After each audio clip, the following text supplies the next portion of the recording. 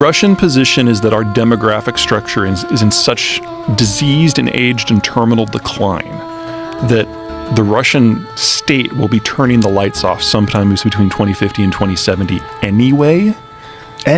Yeah. They've had a series of big melon scoops out of their birth rate throughout the history. World War I, World War II, the collectivizations under Stalin, Brezhnev's mismanagement, Khrushchev's mismanagement, the post-Cold War collapse. And a lot of these stack on top of each other. And the biggest one stacked on top of the post-Cold War collapse. So there are more Russians in their 50s than their 40s than their 30s than their 20s than teens. And then they lie about the data of the teenagers on down. Which means that there aren't enough Russians that have been born in the last 30 years to carry the ethnicity forward much farther.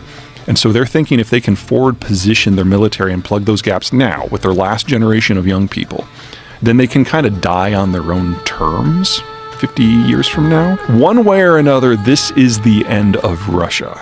The question is whether it dies in the long term on their terms or in the shorter term when they're completely unmoored. Because if they fail to secure those borders, then they've got a 2,000-mile open border with countries they consider to be hostile, and they have no way of moving troops around in a way that would allow them to defend it. They'd just be waiting for somebody to come over and knock them over.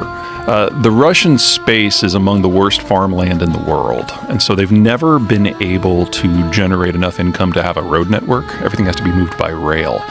And their frontiers are just huge and they're open. And if you've got a force that can't maneuver itself, your only reasonable defense strategy is to be forward positioned and use geography to help you out. So you expand until you reach mountains or oceans or deserts, and then you anchor on either side of those and plug the access points.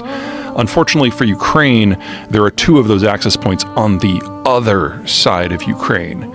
So the Russians were always going to try to push through and retake that territory that they had controlled for most of the last 350 years. Unfortunately for them, in the 35 years since the Soviet system collapsed, the Ukrainians have developed an identity. And now they would like to be something other than a road bump. So the Russian point of view is for us to be secure, we need to expand until we reach a point where invaders cannot overwhelm us. We have to be able to plug those access points. But to give the Russians what they want, you have to sign over the future of Estonia, Latvia, Lithuania, Poland, Finland, the Czech Republic, Hungary, Slovakia, Romania, Belarus, Ukraine, let's go on, Azerbaijan, Armenia, Georgia, Kazakhstan, all the stands. Basically, the Russians, in order to feel safe, they have to be able to occupy total populations that are twice of their own. And I'm sorry, but that's just not feasible. So, technically, the people who claim that NATO provoked this are correct. NATO can't have what it wants in Russia in order for Russia to feel safe. But for Russia to feel safe, they've got to occupy over 180 million people. And that was never part of the game. Ukraine, the last war in 2014, basically rolled over. They proved to be militarily incompetent, they were corrupt, they couldn't put up any sort of resistance. Crimea fell in just a matter of a couple of days. And I think a lot of us who are in the security side of things thought that this was going to be, to a degree, a bit of repeat. Now, excuse me, I was probably one of the more optimistic people for Ukraine because I had seen them develop a culture and seen them arm and train and had seen it be meaningful. But Ukraine's still a flat country and the Russians are still one of the largest militaries in the world. So even I was saying that within 6 months to a year, this was all going to be over.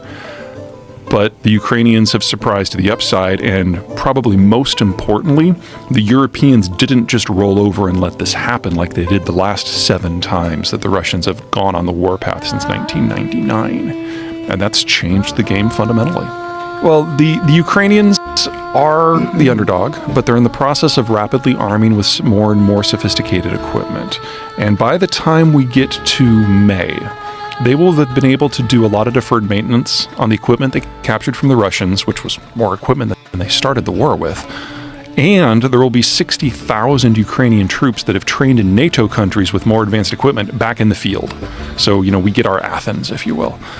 On the other side, the Russians will have finished their second mobilization, and they will have at least another 500,000 men in the field. Now, they will be badly trained and badly equipped and badly led with low morale. But troops like that have a technical term attached to them. Russian. There's nothing about this war that is unique in Russian history. The first year is always an absolute shit show. And then the Russians throw bodies at the problem until it goes away. And in half of those wars, the Russians ultimately win.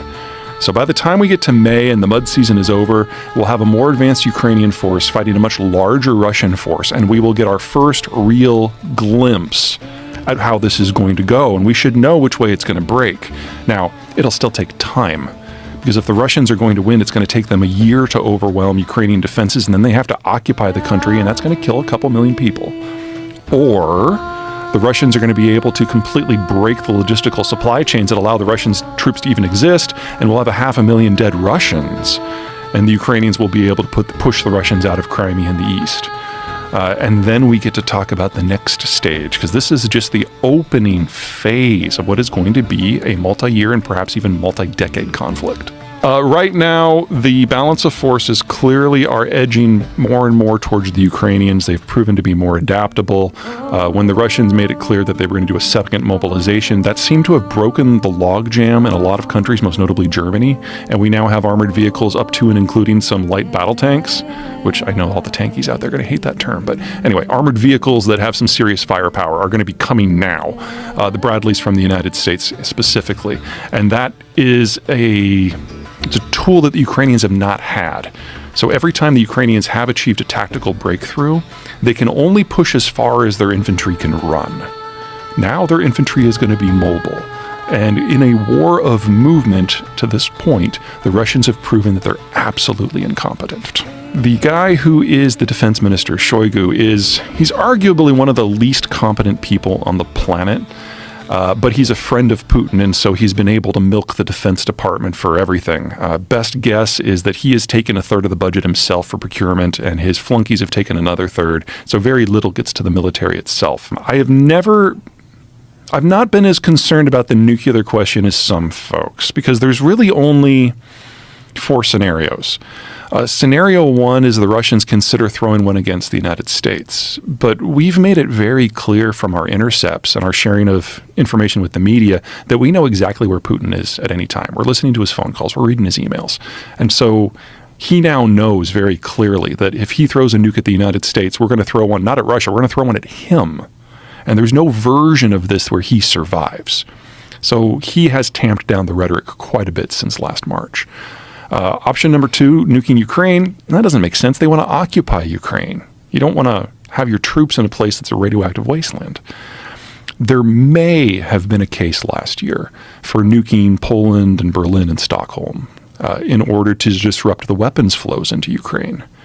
But after the battles of Izium and Kherson, the Ukrainians have more Russian gear now than they know what to do with. It's going to take them months to bring that all online. There's a lot of deferred maintenance that needs to be done. And so disrupting the weapons flows no longer is a critical issue because the weapons are already there. So the only scenario I can see where the Russians would seriously consider nukes is if Ukraine doesn't simply win, but decides to carry the fight across the border into Russia proper. In that scenario, where the very existence of the Russian government is threatened, that would probably change the math. But I don't find that likely without a significant shift in mindset in Washington, because we're not just providing the Ukrainians with the weaponry and the ammo, we're providing them with the intelligence and most of the steps of the kill chain.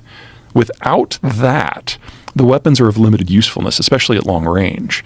And the Ukrainians have no desire to rupture that relationship. So we're talking about a theoretical that is at a minimum 7 months away, probably further. Number 1, the Russians are relatively casualty immune.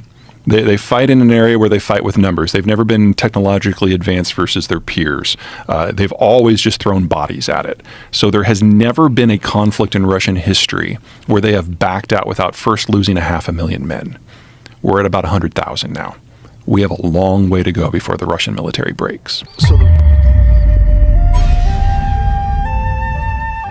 complete with low fly at this time, passing 070 for 140, looking to RTB, linking via SEPCO.